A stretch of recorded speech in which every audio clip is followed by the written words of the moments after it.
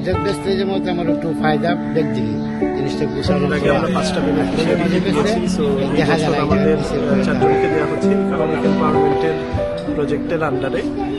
অবশ্যই বলবো যে খুব ভালো লাগছে, কারণ গত বছরের আমাদের যেই ফিডব্যাকটা ছিল ওইটা খুবই ভালো ছিল এবং প্রত্যেকে খুব সাকসেসফুলি কন্টিনিউ করছে। এই বছরও আমি যতটুকু শুনলাম, যেটা আপনিও জানালেন আমাকে, যে 4জন বেনিফিশিয়ারি যথেষ্ট যাচাই বাছাই করে দেওয়া হয়েছে। আমি নিজেও কথা বললাম, তাদের যেটা হচ্ছে যে সেভিংস হবে। দুজন আগে ভাড়া দিতেন, এখন সেই ভাড়াটা ভ্যানের দেওয়া লাগবে না। এছাড়াও তাদের মানে সুবিধা হচ্ছে ছাতার কারণে রোদ বা বৃষ্টি দুইটা থেকেই তাদেরকে সেভ করবে।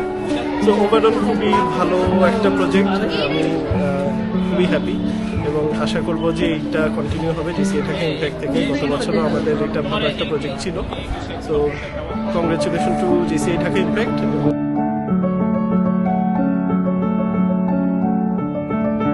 বেস্ট পার্ট হচ্ছে ছাতা, মানে এর চেয়ে বেটার ব্র্যান্ডিং হয় না।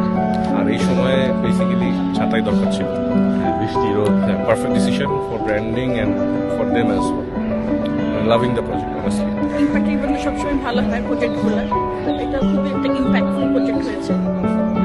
তাদের একটা মানে ভাড়া দেওয়া লাগতো মান্থলি, কোথাও 2,500 কোথাও 3,000, সেটা তাদের সেভ হচ্ছে। আর এখনকার ওনাদের জন্য তো এটা অনেক বড় একটা অ্যামাউন্ট, তাই না? আর যেভাবে বাড়ছে, আর এটা যেভাবে আপনারা ছাতাটা ব্র্যান্ডিং করেছেন, এটা ব্র্যান্ডিংয়ের জন্য খুব ভালো হয়েছে। প্লাস ওনাদের জন্য যে কোনো সিজনে ওনারা এটা চালিয়ে যেতে পারবে। সো সব মিলে আমার কাছে পারফেক্ট।